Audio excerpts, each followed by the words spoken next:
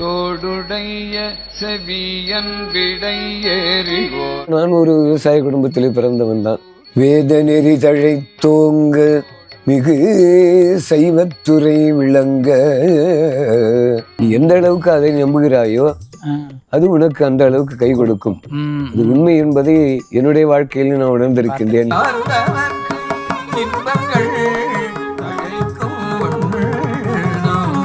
ஒரு வாழ்த்து சொல்லி, இந்த குரல் வளம் நன்றாக இருக்கின்ற இந்த பையனுக்கு சங்கீத துறையில் சேர்த்து விடுங்கள் என்று என்னை ஆசீர்வதித்து சொன்னார்கள்.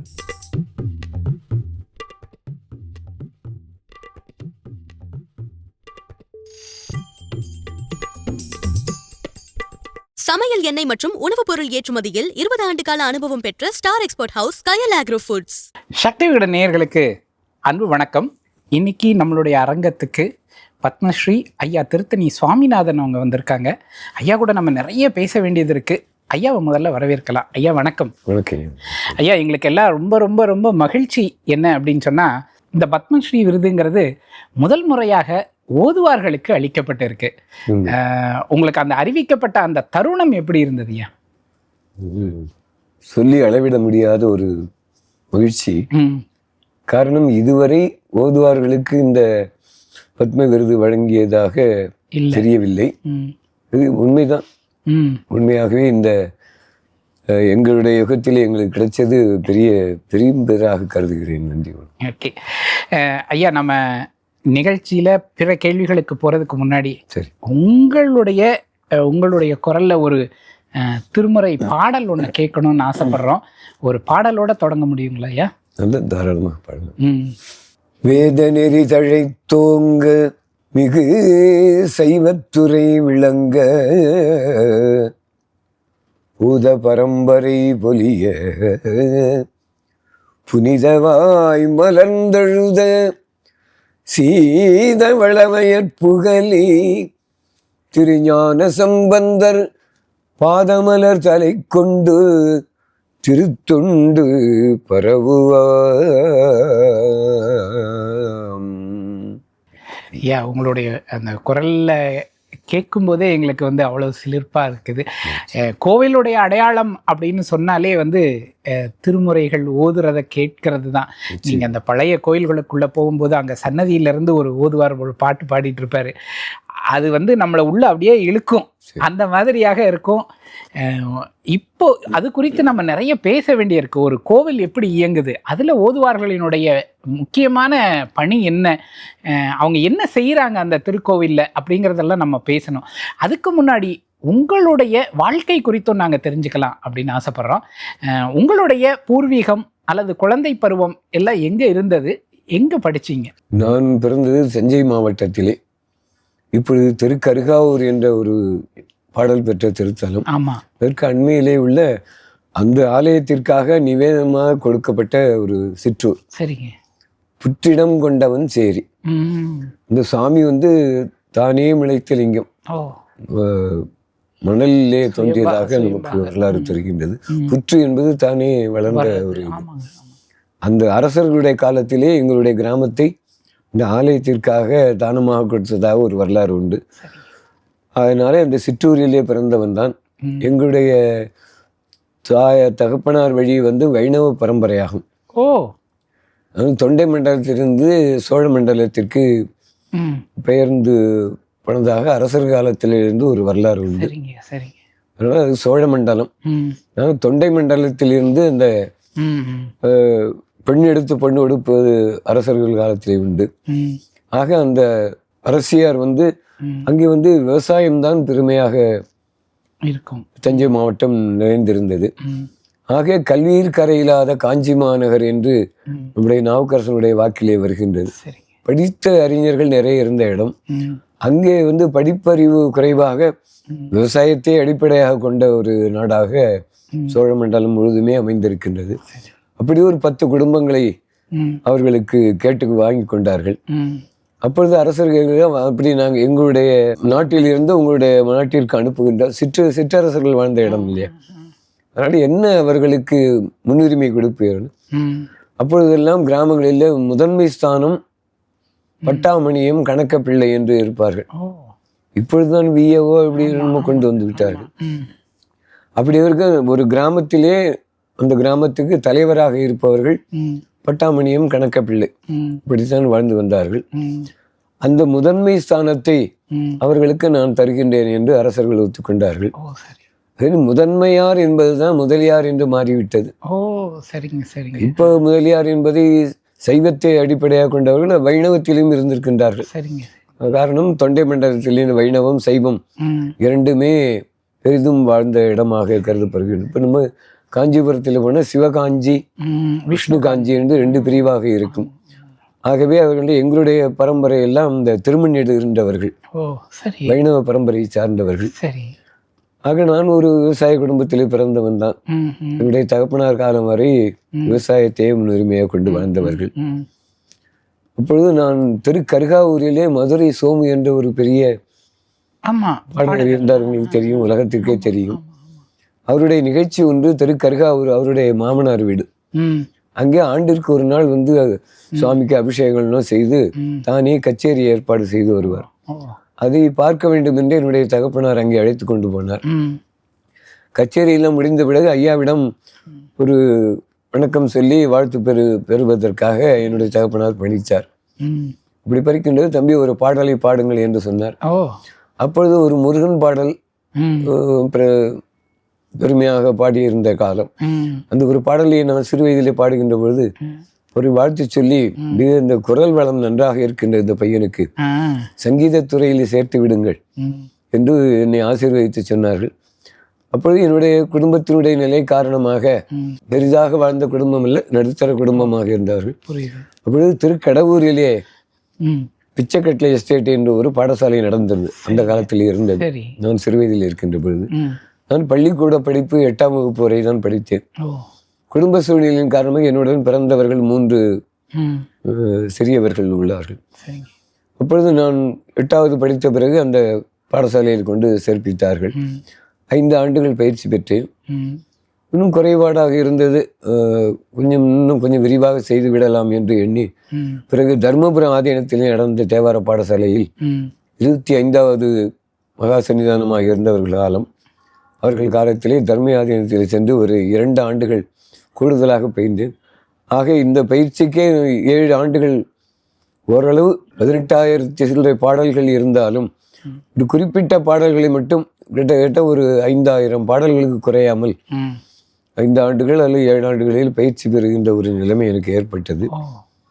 அப்பொழுது வேலாயுத ஓதுவார் என்ற ஒரு ஆசிரியர் பெருமகனார் நிறைய மாணவர்களை தயார் செய்து ஒரு நாட்டிற்கு அனுப்பினார்கள்.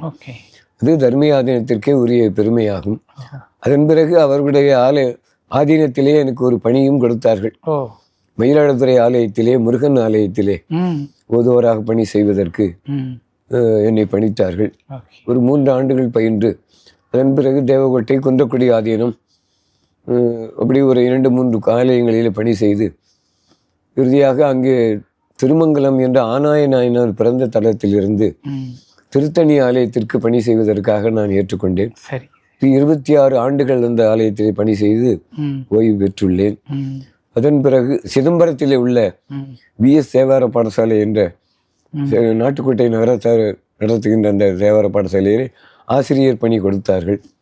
ஒரு 6-7 மாணவர்களை நான் பயிற்றுவித்து இப்போ நம்முடைய திருவொற்றியூர், திருவான்மியூர், திருநள்ளாறு, அழகர் கோயில், இது போன்ற பெரிய ஆலயங்கள், சுவாமிமலை போன்ற இடங்களிலே என்னுடைய மாணாக்கர்கள் ஓதுவாராக இப்பொழுதும் பணி செய்து வருகின்றார்கள். அது எனக்கு மகிழ்ச்சியை கொடுக்கும்.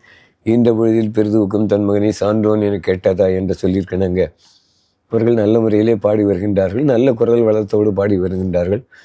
இது அரசாங்கத்தினுடைய கோயிலாக இருக்கின்றனாலே அங்கே வாழ்ந்து வருகின்றார்கள். இந்த திருமுறை எப்படி வந்தது என்றால், ஆலயத்திலும் ஒரு வருமானம் உள்ள ஆலயத்தில் மட்டும் ஓதுவார்கள் இருப்பார்கள். அதை வளர்த்தவர்கள் திருமறைக்காடு என்ற வேதாரண்யம், அங்கே இருந்த தேசிகர் பரம்பரை தான் அதை உட்காலத்திலிருந்து வளர்ந்திருக்கின்றார்கள்.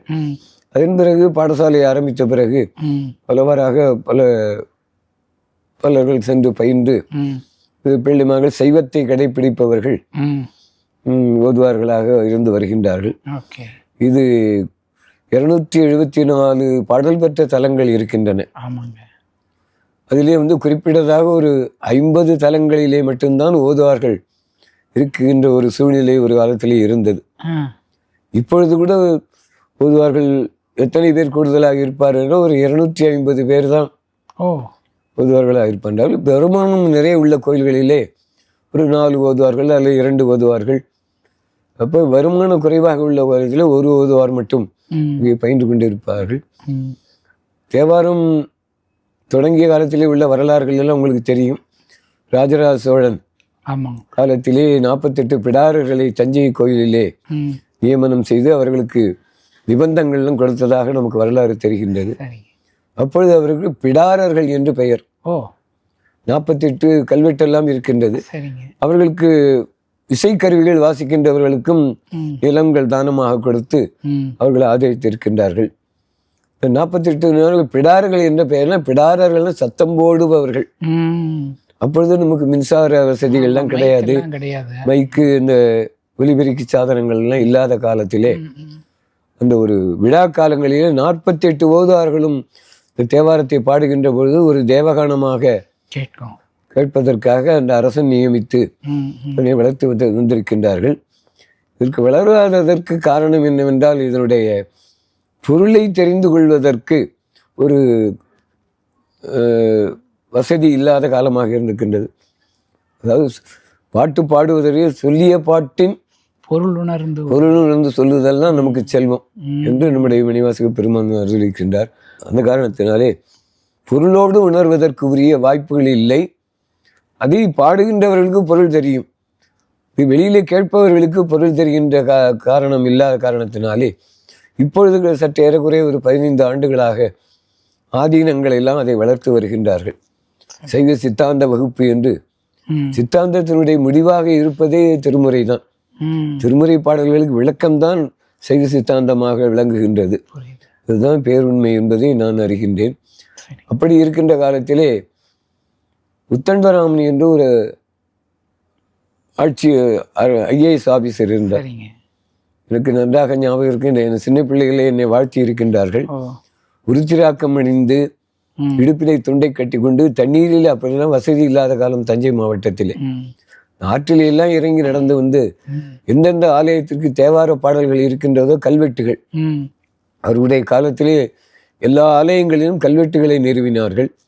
அங்கே ஓதுவார்களும் இருக்க வேண்டும் என்று பெரு விருப்பம் கொண்டு எல்லா ஆலயத்திலும் இருக்க வேண்டும் விரும்பினார்கள். அவர்களால் இயன்ற அளவு செய்தார்கள்.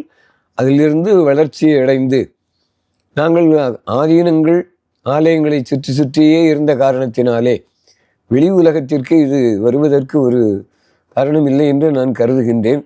இப்பொழுது மக்களிடத்தில் நிறைய சென்று அடைந்திருக்கின்றது. ஆங்காங்கே திருவாசகம் முற்றோதல், தேவாரம் படித்தல், நிறைய நண்பர்கள் ஊருக்கு ஊர் அதை செவனே செய்து வருகின்றார்கள் என்பதை நன்கு அறிந்து மகிழ்ச்சி அடைகின்றேன். ஐயா, நீங்க இப்ப சொன்னீங்க 274 தலங்கள் வெறும், அதாவது பாடல் பெற்ற தலங்களே அவ்வளவு இருக்குது, அதுக்கே முழுமையாக ஓதுவார்கள் இல்லை அப்படின்னு சொன்னீங்க. அடிப்படையாக ஒரு கேள்வி கேட்கிறேன். ஒரு கோவில் அப்படின்னு சொன்னா அங்க இருக்கக்கூடிய ஓதுவாருக்கு என்ன முக்கியத்துவம்? எதுக்கு அங்க ஒரு ஓதுவார் இருக்கணும்?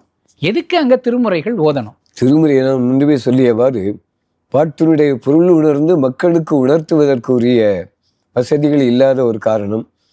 தேவாரம் என்றால் தெரிந்தவர்களுக்கு தெரியும். அதான் முன்வினை பயன் இருந்தால்தான் திருமுறை புத்தகத்தை தொட முடியும் என்று வாரியார் சாமி சொல்லுவார்கள். நம்முடைய முன்னோர்கள் செய்த தவப்பயன் அல்லது நாம் செய்த தவப்பயன் பயனாகத்தான் புத்தகத்தை தொடுவதற்கே ஒரு பாக்கியம் இருக்கும் என்று சொல்வார்கள். அதிலே குறிப்பாக சிவமதத்திற்கு பிரதானமாக விளங்குவது சைவம். அது காலப்போக்கிலே கொஞ்சம் மாற்றம் ஏற்பட்டு விட்டது. அது கலியுகத்தினுடைய தன்மை. என்ன, கலி என்றால் துன்பம் என்றுதான் ஒரு பொருள். அப்பூதி அடிகள் வேலி வளர்த்தார்கள் என்றால் எதற்கு என்றால் கலி வராமல் இருப்பதற்கு. அதுக்கு பழனம் என்ற திருத்தலத்திலே அருமையான பாடல், வஞ்சித்தியன் வளைகவர்ந்தான் வாரானே ஆயிடினும் அஞ்சி போய் கலிமெலிய அழலோம்பும் அப்பூதி. நாம் வாழ்ந்து வருகின்ற யுகம் கலியுகம். 4 யுகத்திலே மிக கொடுமையான ஒரு யுகத்திலே வாழ்ந்து கொண்டிருக்கின்றோம். ஆக கலி என்பது துன்பம் என்று ஒரு பொருள் உண்டு. ஞானசம்பந்த பெருமான் சிதம்பரத்திலே அதாவது தலைமுறை பன்முறை என்று 2 தொகுப்புகள் உண்டு. இது தலைமுறையில் சைவர்களுக்கு கோயில் என்றால் சிதம்பரம் தான். ஆமாம். அங்கே தொடங்குகின்ற பொழுதே உங்களுக்கு தெரியும், திருஞான சம்பந்தர் வேதம் ஓதக்கூடிய பிராமணர் வகுப்பிலே வந்தவர். அவருடைய காலத்திலே தமிழுக்கு ஒரு இருண்ட காலமாக இருந்தது. அது இறைவனுடைய திருவருளால் ஞானசம்பந்தர் தோன்ற பெற்று, அதாவது ஞானம் என்ற ஒரு வார்த்தை உங்களுக்கு தெரிந்திருக்கும். அறிவு வேறு, உணர்வது வேறு, ஞானம் என்பது வேறு. இறைவனுடைய திருவருள் இருந்தால்தான் ஞானம் உண்டு. ஆக சேக்கிழார் பெருமான் ஞானசம்பந்தரை சொல்லுகின்ற பொழுது 4 வித ஞானம் பெற்றவர்கள் என்று சொல்லுகின்றார். சிவனடியே சிந்திக்கும் திருப்பெருகு சிவஞானம், பவமதனை அறமாற்றும் பாங்கினில் ஓங்கிய ஞானம், உவமையிலா கலை ஞானம், உணர்வறிய மெய்ஞானம், தவ முதல்வர் சம்பந்தர் தாம் உணர்ந்தார் அந்நிலையில். இது சேக்கிழாருடைய வாக்கு. ஒரு ஞானம் இருந்தாலே உலகத்தை வெல்லலாம். ஞான வித ஞானத்தை பெற்றவர் திருஞான சம்பந்தர். வேதம் ஓதக்கூடியவர் வேற்றுமையில் ஒற்றுமை என்று சொல்லுவார்கள். தமிழை வளர்த்தது இறைவனுடைய திருவருளால் ஞானசம்பந்தரை நமக்கு இறைவனுடைய திருவருள் கொடுத்தது என்று உணர்ந்து கொள்ள வேண்டும். அவர்தான் இலக்கணம், இலக்கியம், இசை எல்லாவற்றிலும் கைதேர்ந்தவராக நமக்கு அருளியிருக்கின்றார். அதை சொல்லிக்கொண்டே போகலாம். இப்போ எனக்கு தெரிந்த ஒரு குறிப்பை சொல்லுகின்றேன். இது அறிஞர்களுக்கு பல விதமாக தெரிந்திருக்கலாம். திருக்குறள் என்பது ஒன்று உண்டு. அது திருக்குறளை பற்றி உலகம் நன்றாக அறியும். அதுக்கு முப்பால் தான். சைவத்திலே சொல்லுகின்ற பொழுது அறத்துப்பால், இன்பத்துப்பால், பொருட்பால் என்ற முப்பால் உண்டு. திருமுறையிலே திரு இருக்குக்குறள் என்று உண்டு. திருக்குறளை போன்ற அமைப்பிலே உள்ள பாடல். அது திருக்குறள், இது திரு இருக்குக்குறள். என்ன இதில் மாற்றம் என்றால், எனக்கு தெரிஞ்சே நான் சொல்லுகின்றேன், அறிஞர்கள் ஏற்றுக்கொள்வார்கள் என்ற நம்பிக்கையும் உண்டு. அறம்பொருள் இன்பம், அதற்கு மேல் ஒன்று சொல்லுவார்களே வீடு பெயர். அது திருமுறை கிடைத்தால், திருமுறையில் உணர்வு ஏற்பட்டால் அந்த 4ஐயும் அதிலே உணர்த்தி இருக்கின்றார்கள். மற்ற தமிழுக்கும் இந்த தமிழுக்கும் நிறைய வேறுபாடு. நாட்டிலே தமிழை பலவிதமாக பேசுவார்கள். ஒரு பொருளை சொல்லுவோம் என்றால், இந்த பக்கம் இருக்கிறது, அந்த பக்கம் இருக்கின்றது, அந்த ஆண்ட இந்த ஆண்ட, அங்கிட்டு இங்கிட்டு. இது ஒவ்வொரு மாநிலத்தும் ஒரே சொல்லி பலவிதமாக பயன்படுத்துவார்கள். அப்படி இந்த தமிழுக்கு ஞானசம்பந்தருடைய வாக்கின்படி திருநெறிய தமிழ். தோடுடைய சிவன் என்ற முதல் திருப்பதிகத்திலே இறுதி பாடலே ஞானசம்பந்தன் ஆகிய அந்தணன் ஆகிய ஞானசம்பந்தன் நான் பாடிய பாடல் தமிழுக்குள்ள சிறப்பை அவருக்கு சொல்லிவிடுவார். அவர் வளர்க்கவில்லை என்றால் இந்த இலக்கணம், இலக்கியம், இசையெல்லாம் நமக்கு இப்பொழுது அதுக்கு சொல்லிக்கொண்டே போகலாம். அதற்கு நிறைய ஞானசம்பந்தனுடைய தேவார பாடலிலே இருக்கின்றது. திரு இயமகம், மாலை மாற்று, மொழி மாற்று, இப்படி பலவிதமான இலக்கணங்களை நமக்கு அமைத்துக் கொடுக்கின்றார் ஞானசம்பந்த பெருமான். அதை உணர்ந்து கொள்வதற்கும் அவர்களுக்கு அந்த தகுதி இறைவனுடைய திருவருள் இருந்தால்தான் அதை உணர முடியும். ஆக இன்று வளர்ந்து வருகின்றது. எல்லா ஊர்களிலுமே பக்தர்கள் நிறைய இருக்கின்றார்கள். அதை கொஞ்சம் அவர்கள் ஒரு இறைவனுடைய திருவடியிலே நம்முடைய கோரிக்கையை வெற்றுவது. எத்தனையோ இடர்பாடுகள் திருமுறையை வளர்வதற்கு, அது சொல்லிக்கொண்டே போகலாம். இவர்கள் ஏன் மௌனமாக இருக்கின்றார்கள் என்றால், நமக்கு மேலே இறைவன் ஒருவன் இருக்கின்றான். எந்த கடினமான செயல்கள் வந்தாலும் அவன் காப்பாற்றுவான் என்ற ஒரு நம்பிக்கை. சைவர்கள் எல்லாம் பேசாமல் இருக்கின்றார்கள் என்று சில குறைபாடுகள் செய்வார்கள். இறைவனுக்கு தெரியும் எப்பொழுது எதை செய்ய வேண்டும் என்று. அவன் தெரிந்து உலகத்தை, அதாவது வேண்டத்தக்கது அறிவோய் நீ, வேண்டினால் நமக்கு என்ன வேண்டும் என்று இறைவனுக்கு தெரியும். ஆனால் கேட்டால் கொஞ்சம் கூடுதலாக கிடைக்கும் என்று திருவாசகத்தினுடைய உண்மை பொருளாக விளங்குகின்றது. அந்த வகையிலே இன்றைய காலகட்டத்திலே ஆலயங்களை எல்லாம் எல்லா ஊர்களிலும் சித்தாந்த வகுப்புகள் தொடங்கி வைத்திருக்கின்றார்கள். அதோடு கடந்த 5 ஆண்டுகளாக திருமுறை வகுப்பும், திருவாவடுதுறை, தருமபுரம் ஆதீனம், இப்பொழுது உள்ள மகா சன்னிதானம் அவர்கள் இதற்கு முன்பு இருந்த 26வது சன்னிதானத்தினுடைய 100வது ஆண்டு நினைவாக 100 இடத்திலே திருமுறை வகுப்பு தொடங்க வேண்டும் என்றார்கள். பல ஆயிரக்கணக்கிலே வளர்ந்து வருகின்றது. இலங்கைகளை சென்று இருக்கின்றால் அங்கே அங்கேயே 1000க்கும் மேற்பட்ட வகுப்புகள் தொடங்குவதற்கு அவர்களே ஆயிருக்கின்றார்கள். பல ஆயிரமாக வளருவதற்கு ஆதீனங்கள் எல்லாம் பயின்று வருகிறார்கள். ஓகே. நாங்கள் அவர்களை அண்டித்தான் வாழ்ந்து வந்தோம். எங்களையும் வளர்த்தவர்கள் ஆதீனங்களாகும். பின்னர் பழங்காலத்திலே சில இடங்களில் தேவார பாடசாலைகள் இருந்திருக்கின்றன. இருந்தாலும் இதை கூடுதலாக பயில்வதற்கு உரிய தகுதியும் உணவு, உறைவிடம், அவர்களுக்கு வேலை வாய்ப்பு, அவர்களுடைய ஆலயங்களிலே மற்ற ஆலயங்களில் சென்று ஓதுவாராக இருப்பதற்கு ஒரு வழிவகை செய்திருக்கின்றார்கள். இந்த வளர்ந்து வருகின்றது என்பதுதான் என்னுடைய கருத்து, குறிக்கோளாக இருக்கின்றது. சரி, சிறப்பு. சாதாரணமான ஒரு கோவில், ரொம்ப வருமானம்லாம் இல்லை, அங்கே ஓதுவாரா இருக்கிறாரு. அவருக்கு உதாரணமா அரசுல இருந்து எவ்வளவு சம்பளம் நிர்ணயிச்சிருக்காங்க? முதுநிலை திருக்கோயில் என்று ஒரு பிரிவு உண்டு. சரிங்க. வருவாய் கூடுதலான உள்ள தலங்கள் பழனி, திருத்தணி,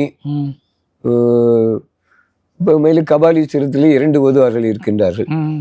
பழனி ஆலயத்திலே 4-5 ஓதுவார்கள் உண்டு.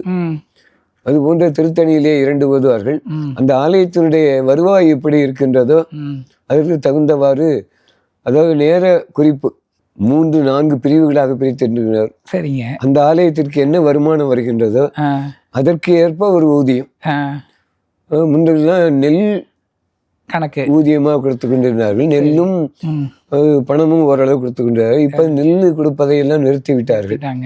ஒரு 10-15 ஆண்டுகளாக அதற்கு பதிலாக பணத்தை கொஞ்சம் கூடுதலாக கொடுத்து நெல் வருவாய் குறைந்து விட்டது. அதன் காரணமாக ஆலயத்திற்கு கொடுக்கப்பட்ட நிபந்தனைகளில் இருந்து நெல்கள் சரியாக வருவதில்லை.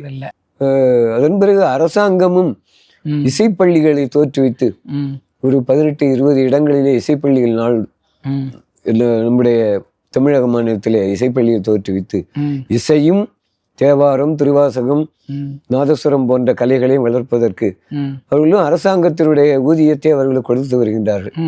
அது எங்களுக்கு பெருமையாக இருக்கின்றது. இந்த அளவுக்கு ஊதிய உயர்வு அரசாங்கம் கொடுப்பது. 18 இடங்களிலே இசைப்பள்ளிகளை வளர்த்து வருகின்றார்கள். நம்முடைய தமிழக அரசாங்கமும் கலைமாமணி விருது ஓதுவார்கள் கொடுத்து வருகின்றார்கள். அதே போன்று நம்முடைய தமிழிசை சங்கம் இசைப்பேரறிஞர்கள் கொடுத்தார்கள். அதுக்கப்புறம் ஒரு 20 ஆண்டுகளாக பன்னிசைக்கும் பேரறிஞர் கொடுக்கணும், பன்னிசை பேரறிஞர் என்ற ஒரு விருது கொடுக்கிறாங்க, பெரிதுபடுத்தி வருகின்றார்கள். ரொம்ப மகிழ்ச்சியாக இருக்கின்றது. இறைவன் நிச்சயமாக அவர்களுக்கு தகுந்தபடி செய்வான் என்ற நம்பிக்கை எங்களுக்கு உண்டு என்பதை தெரிவித்துக் கொள்கின்றேன். ஐயா, ஆக்சுவலா திருமுறை பண்கள் எல்லாம் பாடுறாங்கல்ல, அதுக்கு அப்படின்னு ஒரு ராகம் இருக்கும் இல்லையா? ஏன் நம்மளுடைய விருப்பப்படி எப்படி வேணா அதை பாடலாமா? 24 பண்கள் இருக்கின்றன திருமுறையிலே. அதற்கு உரிய ராகங்கள் 18 ராகங்கள் தான். சரிங்க. நாங்கள் அந்த குறிப்பிட்ட அளவிலே மீறி நாங்கள் போவதில்லை. ஆலயங்களிலும் ஆதீனங்களிலும் வரன்முறையாக வரன்முறை வகுத்து வைத்திருக்கின்றால் இந்த ராகத்திலே தான் இது பாட வேண்டும், இதை மீறி பாடக்கூடாது. அது இந்த பழமையை வளர்க்க வேண்டும் என்ற ஒரு பேருண்மையை அறிந்து எங்களை எல்லாம் வளர்த்து வருகின்றார்கள். அதற்கு ஒரு தனி மரியாதை இருக்கின்றது. சமீப காலங்களில் சில மாற்றங்கள் ஏற்பட்டது. சரிங்க. இப்ப உங்களுக்கு தெரியும் மந்திரமாவது நீரு என்ற பாடல். மந்திரமாவது நீரு வானவர் மேலது நீரு. இதை மாற்றி நாங்கள் பாடினால் சைவ உலகம் ஏற்றுக்கொள்ளாது. இது அவர்களுடைய மனதிலே பயந்து விட்டது, எங்களுக்கும் அது பதிவாகிவிட்டது. பல ராகங்களிலே பாடலாம். இப்பொழுது கால சூழ்நிலைகளே சமீபத்திலே ஒரு கதைகள் நடந்தது. மந்திரமாவது நீரு, அந்த ராகத்தையே மாத்தராது. அதற்குள்ள தெய்வீகத்தன்மை அதில் அமைத்து கொடுத்திருக்கின்றார்கள். அதுக்கும் ஞானசம்பந்தர் எப்படி பாடினார், நாவுக்கரசர் எந்த பண்ணிலே பாடினார் என்பதெல்லாம் நமக்கு ஆதாரமாக கிடைக்கவில்லை. அதோடு நீலகண்ட யாழ்ப்பாணர் மரபிலே வந்த திரு எருக்கத்தம்புலியூர் என்ற தலத்திலே இருந்த அவருடைய மரபினர் அதை பண் வகுத்து கொடுத்தார்கள். இறைவனுடைய அசரீரியாக தோன்றி என்ற காரணத்திலே அந்த வரன்முறை மாறாமல், அந்த பழைய முறையை மாற்றாமல் இருக்க வேண்டும் என்பதற்காக மிகவும் பிரயாசப்பட்டு ஆதீனங்கள் மீறி போய்விடக்கூடாது என்பதற்காக அந்த குறிப்பிட்ட 18 ராகங்களிலே தான் நாங்கள் பாட வேண்டும். அதன் பிறகுல சாமி புறப்பாட்டு வருகின்ற பொழுது வீதியிலே தெருவுதோறும் தமிழை பாடியவர்கள் ஓதுவார்கள் என்று சொல்லலாம். இரவு 8 மணிக்கு சாமி புறப்பட்டால் மறுநாள் காலை 6 மணிக்கு தான் ஆலயத்திற்கு சுவாமி வரும். அப்போ வேத பாராயணம் வரும். அதன் பிறகு தேவாரம் பாடிக்கொண்டு வருவார்கள். இதன் காலப்போக்கிலே கொஞ்சம் மாறிவிட்டது. அதற்கு உரிய மரியாதைகள் கிடைக்கப் பெறவில்லை. அதனாலே இந்த வேத பாராயணம் வருவதெல்லாம் ஆலயத்திலே வந்து பாராயணம் செய்வார்கள். அதன் பிறகு இப்போ ஓதுவார்கள் எல்லாம் கொஞ்சம் கச்சேரி செய்வதற்குரிய தகுதியிலே வளர்ந்திருக்கின்றார்கள். ஒரு 3 மணி நேரம் இசை கச்சேரிக்கு இணையாக பாடுவதற்குரிய ஓதுவாமூர்த்திகள் நம்முடைய தருமபுரம் சாமிநாதன், சுந்தர தேசிகர் கபாலி செல்வத்தில் இருந்தார். அதன் பிறகு லால்குடி சாமிநாதன் போன்ற பெரியவர்கள் எல்லாம் இது பிரயாசப்பட்டு ரொம்ப வளர்த்து தந்திருக்கின்றார்கள் எங்களுக்கு. அவர்கள் எல்லாம் நாங்கள் போற்றியே ஆக வேண்டும். அதற்கு முன்பு இருந்தவர்கள் இந்த பன்முறையெல்லாம் மாற்றக்கூடாது என்று சொல்வார்கள். ஆலயங்களில ஆதீனங்களில் நாங்கள் மாற்றுவது கிடையாது. ஒரு இசை கச்சேரி திருமண வீட்டிலாம் இப்பொழுது பாடுகின்ற ஒரு நிலைமை வந்திருக்கின்றது. திருமணம் பாடல் தேவாரம் பாடிதான் திருமணம் செய்வது என்று சைவ உலகம் சைவத்திற்கு சைவ உணவும் ஒரு காரணம், சைவ உணர்வும் இருக்க வேண்டும். இரண்டும் இருந்தால்தான் இதை வளர்ப்பதற்கு உரியதனவாக இருக்கின்றது. அப்படி நிறைய பேர் இன்றைக்கு எங்களை ஆதரித்துக் கொண்டு வருகின்றார்கள். பல நிறுவனங்களில் அதற்கு உரிய பாடசாலை வச்சிருக்காங்க. உண்மையிலே சிதம்பரத்திலே கூட ஆலவ எண்ணல் அறக்கட்டளை என்ற ஒரு பெரும்பொருள் செலவிலே மாதம் ஒரு 3 லட்சம் ரூபாய் செலவிலே அது பாடசாலையை வளர்த்து வருகின்றார்கள். நகரத்து பெருமக்களை எல்லாம் தேவாரத்தை வளர்த்து வந்திருக்கின்றார்கள். இந்த வரன்முறை மாறாமல் இருக்க வேண்டும் என்பது எங்களுடைய ஒரு குறிக்கோளாக இருக்கின்றது. அது எவ்வளவு அவர்கள் உணர்வு இருக்கின்றதோ அந்த அளவுக்கு இறைவன் கொடுப்பார் என்று நம்ம தருமபுரம் ஐயா சொல்லுவார்கள். நீ எந்த அளவுக்கு அதை நம்புகிறாயோ அது உனக்கு அந்த அளவுக்கு கை கொடுக்கும். அது உண்மை என்பதை என்னுடைய வாழ்க்கையில் நான் உணர்ந்திருக்கின்றேன் என்பது மகிழ்ச்சிக்குரியதாக. சிறப்பு. ஐயா, நம்ம இன்னும் ஒரு சில விஷயங்கள் பேசணும்னு ஆசைப்படுறேன். அதாவது திருமுறை பாடினால் நமக்கு சில தீர்வுகள் எல்லாம் கிட்டும் அப்படின்னு சொல்லியிருக்காங்க. உங்களுடைய வாழ்க்கையில் அப்படிப்பட்ட அனுபவங்களை நீங்கள் பார்த்துருக்கீங்களா? அதன் மூலம் நடந்த விஷயங்கள், அற்புதங்கள், அதெல்லாமே பேசணும்னு ஆசைப்பட்றேன். அதை நாம் தொடர்ந்து வரக்கூடிய எபிசோடில் நம்ம பேசுவோம். நேயர்களே, ஐயா கூட நம்ம தொடர்ந்து பேசிகிட்டு இருக்கோம். பல விஷயங்கள் அவங்களுடைய அனுபவத்திலேருந்து நமக்கு மீட்டெடுத்து கொடுத்துக்கிட்டு இருக்கிறாங்க. தொடர்ந்து நம்ம பேசுவோம். இதுவரைக்கும் நீங்கள் சக்தி விகடன் சேனலை சப்ஸ்கிரைப் பண்ணாமல் இருந்தீங்கன்னா மறக்காமல் சப்ஸ்கிரைப் பண்ணுங்கள், லைக் பண்ணுங்கள், கமெண்ட் பண்ணுங்கள், நிறைய ஷேர் பண்ணுங்கள். நன்றி. 20 ஆண்டுகளாக உலக நாடுகளுக்கு உயர்தர சமையல் எண்ணெய் மற்றும் உணவுப் பொருட்கள் ஏற்றுமதியில் இந்திய அரசின் ஸ்டார் எக்ஸ்போர்ட் ஹவுஸ் அங்கீகாரம் பெற்ற கயல் ஆக்ரோ ஃபுட்ஸ்.